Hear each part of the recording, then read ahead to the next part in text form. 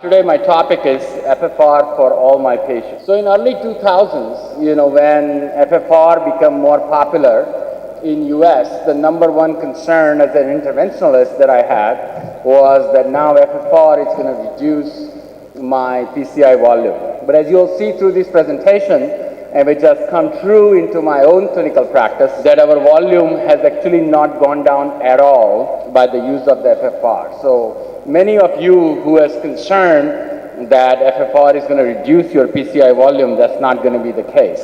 Now why is that? FFR better defines, identifies the problem much better. So it's remarkable to see the discordance between what your angiography determines to be a significant stenosis and whether FFR classifies that lesion as physiologically significant.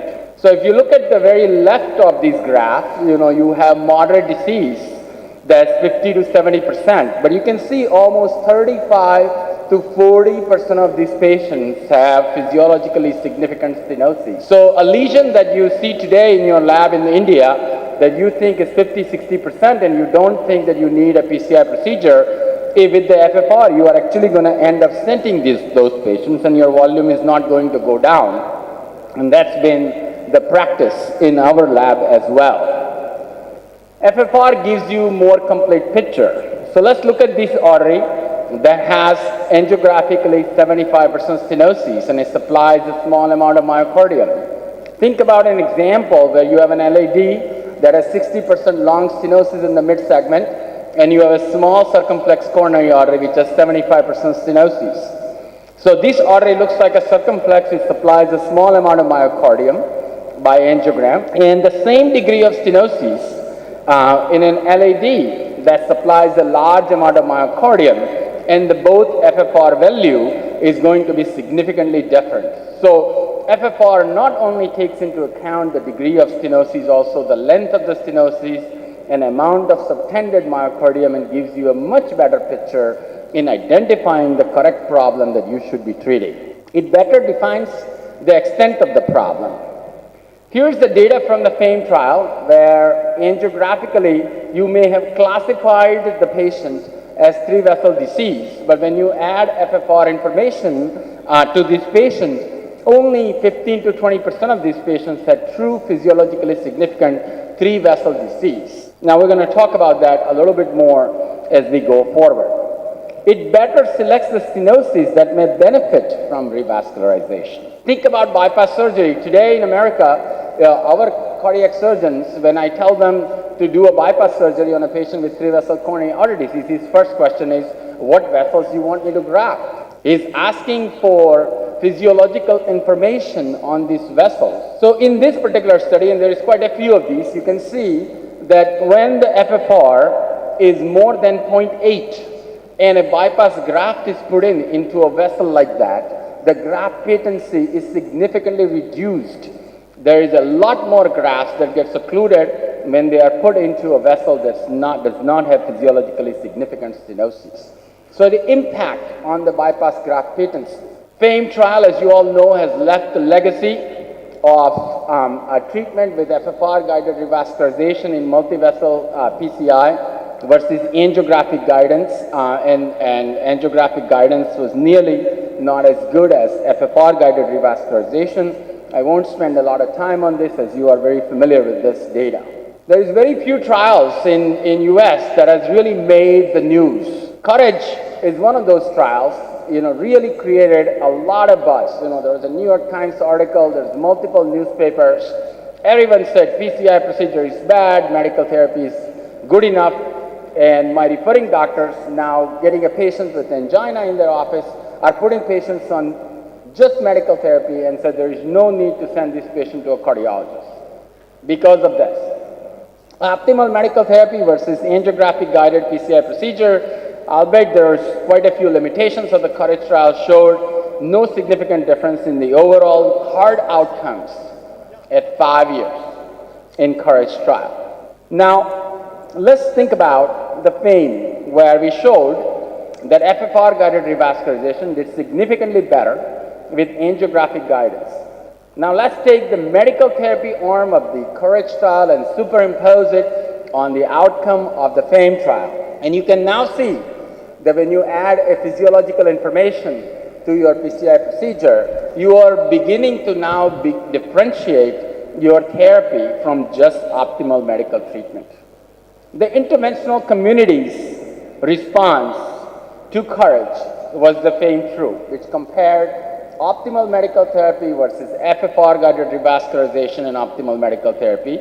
And you can see even very early on, within the first 7 days, you start showing a significant difference in the outcome between these two patients, mainly driven in the optimal medical therapy arm by return of these patients for urgent revascularization. But they just didn't come in with the chest pain. A lot of these patients had significant EKG changes and myocardial ischemia and infarctions, and that's why they returned. So there is clearly a difference between these treatments. Now let's think about how FFR may guide the choice of multivessel PCI versus CABG therapy. Here's an example of a case. This patient has a totally occluded right coronary, has diffuse disease in the LAD, and a tight stenosis in the SERP. Now, you all know from the syntax 1 that if the syntax score is high, we should be referring these patients to cardiac surgery. So we calculated the syntax score in this patient. The syntax score in this patient is 32. We know from the syntax that this is a good case for CABG. Well, is angiography enough? I just showed you a second ago that angiography and FFR has a huge discordance, and when we actually use the physiology information, we define the disease much better and identify the right lesion to treat. So we should be adding physiological information. When we look at the appropriateness use criteria, a patient with a syntax score of 32, the PCI indication is class 3. Now, functional syntax is the new way of calculating the syntax score. We should not only look at the anatomy, but we should also add the physiological information to the evaluation of coronary artery disease in these patients. Here is a reclassification of syntax score by adding physiological information. So on the left, you see patients with a low syntax score, high syntax score, and a moderate syntax score. And when you add physiological information, you saw a large number of patients moved from a moderate to severe syntax score to a low syntax score. So we reclassified a patient with a severe 3-vessel disease to now a 2-vessel or a 1-vessel disease. Now, when we measured the FFR of this patient's LAD was 0.84. And we recalculated the syntax score by adding this FFR information. In the same patient that I showed you, now the functional syntax score of this patient is 18. When we add the functional syntax score to the appropriateness use criteria table, now your PCI indication is class 1. This patient got 2 stents in the circumflex coronary artery, went home, and remains asymptomatic. Syntax 2 further defines the problem and guides our treatment strategy by using a full PCI optimization concept, where we're going to identify the patient with FFR information, that who should be treated, and then optimize the stent result by using imaging technique. So in syntax 2, you had 1,100 plus patients, and you can see at the outset of the trial, 31% of patients had deferral of the PCI based on the results of the FFR. When you look at the number of patients in the syntax 1 who underwent 3-vessel PCI treatment versus number of patients who underwent 3-vessel PCI treatment in the syntax 2, when physiology was added to the equation, was significant. So the blue are the patients who had optimized PCI in the syntax 2, and the red are the patients in the syntax 1 who had angiographic guided PCI procedure. And you can see there is a remarkable, statistically significant improvement in the outcome when PCI optimization was done. Now let's superimpose the CABG data from the syntax 1 and compare that to an optimized PCI treatment of the syntax 2. And you can see that the syntax 2 optimized PCI wins even against CABG. At least it's not inferior to a coronary artery bypass grafting in these patients. So the functional syntax score better identifies patients with low to intermediate risk in whom PCI could be considered.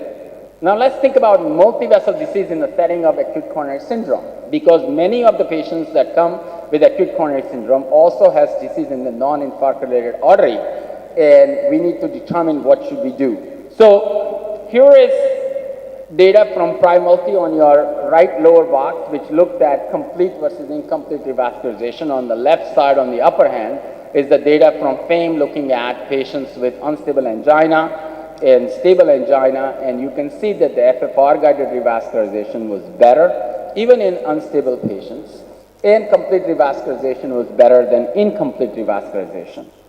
Compare Acute, which is presented last year, specifically looked at an FFR-guided complete revascularization in the non-infarct-related artery that led to a better outcome of these patients than just plain old angiographic-guided revascularization in these patients.